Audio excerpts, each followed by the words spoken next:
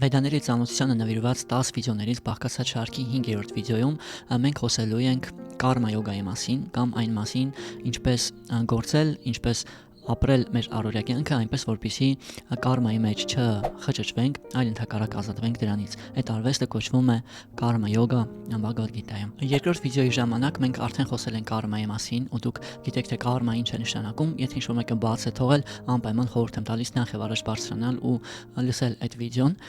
Կարճ ասեմ, որ այդ օրենքը կարմայի օրենքը ենթադրում է, որ մեր բոլոր քայլերը բերում են որոշակի հետևանքների, ու մենք մեր արած ամեն քայլի հետևանքը վաղ թե ուշ ապրում ենք, լինի դա այս կյանքում թե հաջորդ կյանքում, ու ամենահետաքրքիրն այն է, որ Բհագավադ Գիտայում նշվում է, որ բոլոր մարդիկ անընդհատ կարմա են կուտակում ու որ ոչ մեկ չի կարող զերծ մնալ կարմա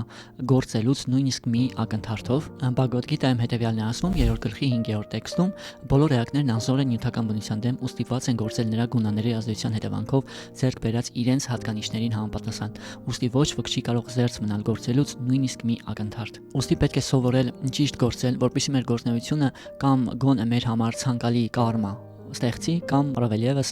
մեր ճիշտ գիտակցության շնորհիվ ընդհանրապես կարմա չգործենք, չնայած նրան, որ շարունակում ենք ինչ-որ քայլեր անել, այդ անել սովորելու համար պետք է լավ հասկանալ աշխարհում եղած օրենքները, պատահական չի, որ Բհագավադ Գիտայում ասվում է յոգա կարմա սուկուշալան, որ յոգան դա գործելու արվեստն է, ու իրական յոգան հենց դա է մարդուն սովորեցնում ու համասնապես կարմա յոգան սովորեցնում է, թե ինչպես գործել, ինչպես գնալ աշխատանքի, ինչպես ընտանիք կազմել եւ այլն, բայց այնպես անել, որպեսզի բացասական կարմա չկուտակենք։ Եկեք տեսնենք, թե ինչպես է դա հնարավոր։ Այստեղ նույնպես եթե շատ չխորանանք ինչ-որ բարդ բացատրությունների ու բարդ տերմինների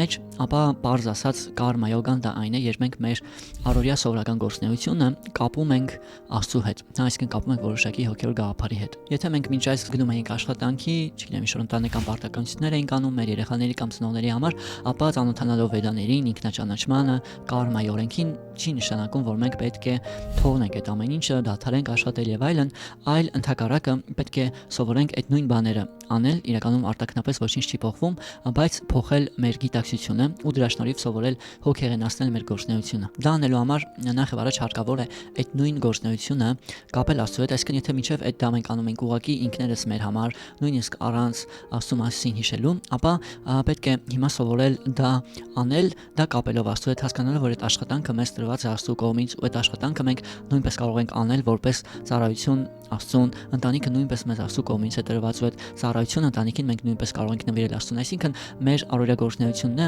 սովորում ենք կապել Աստծո հետ։ Բհագավադ Գիտան մեզ նաև խորհուրդ է տալիս մեր գործունեությունը նվիրել Աստծուն։ Ես հիշում եմ նույնիսկ մի անգամ մի բիզնես տրեյնինգ էի անցնում ու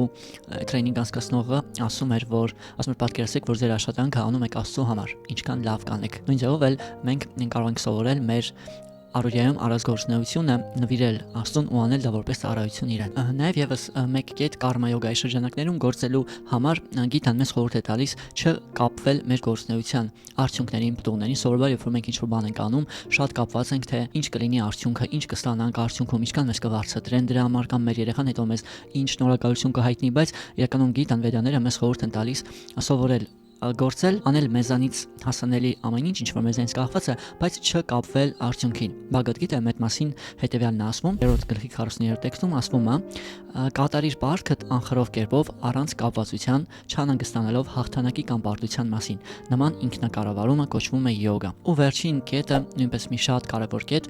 կարմա յոգան ամրապնդվում է ու ավելի էֆեկտիվ է դառնում, երբ որ մարդը գտնում է իր առաքելությունը կյանքում, իր միսիան, ընդհանրապես մեզանից յուրաքանչյուրը Աստծո կողմից որոշակի ուժեղ կողմերով, որոշակի հակումներով, հատկանիշներով է օժտված, որը որ նախատեսված է ինչ-որ գործունեության մեջ օգտագործելու համար։ Այսինքն մենք ունենք մեր կյանքի գործը, մեր կյանքի առաքելությունը, ու երբ որ անում ենք այն գործը, որը որ մեր համար է նախատեսված, այդ ձևով համ մեր ինքնազգացողությունը ավելի լավ լինում, համ էլ կարմա յոգան ավելի էֆեկտիվ է դառնում, այսինքն մեր գործունեությունը ել ավելի հեշտ է լինում Աստծո հետ կապել։ Բհագավադ Գիտայում այդ մասին ասվում է հետևյալը. շատ ավելի լավ է կատարել սեփական պարտականությունները նույնիսկ թերի ձևով, քան անթերի կատարել ուրիշինը։ Ավելի լավ է ընդունել մահը սեփական պարտականությունները կատարելով, քան փորձել ուրիշի պարտականությունները կատարել, քանի որ ուրիշի համար նախատեսված ճանապարհով գնալը վտանգավոր է։ Այսինքն Գիտան մեզ խորհուրդ է տալիս թեկուզ եւ ոչ անթերի, թեկուզ թերի կերպով, բայց զբաղվել այն գործով, որը մերն է։ Ու եթե մենք փորձենք հասկանալ մեր հակումները, մեր առաքելությունը, գործունեության բնույթը, որը որ համապատասխանում է մեր հակումներին, ու մի բան էլ կարողանանք դա կապել Աստծո հետ, ապա դա կլինի իրական կարմա յոգա, ու այդ անելով մենք չենք խճճվի մեր կարմա հետևանքների մեջ, այլ ընդհակառակը կասածվենք կարմայից ու կմոտ մոտենանք մեր իրական եսին ու Աստծուն։ Ու եւս մի կարևոր բան գործնեության հետ կապված ասեմ, որ ամենաբարենպաստ գործնեությունը, ամենամեծ բարեգործությունը մարդու համար ըստ վեդաների դա մարդուն հոգևոր գիտելիք կամ ինքնաճանաչման մասին գիտելիք փոխանցելն է, որովհետև երբ որ մարդը ինչ-որ խնդիր ունի ու մենք իրեն օգնում ենք, օրինակ չգիտեմ, գլուխացավը դեր ենք տալիս կամ փողի խնդիրին ու փող ենք տալիս, նույն այդ ձևով մենք ինչ-որ տեղ օգնում ենք մարդուն, բայց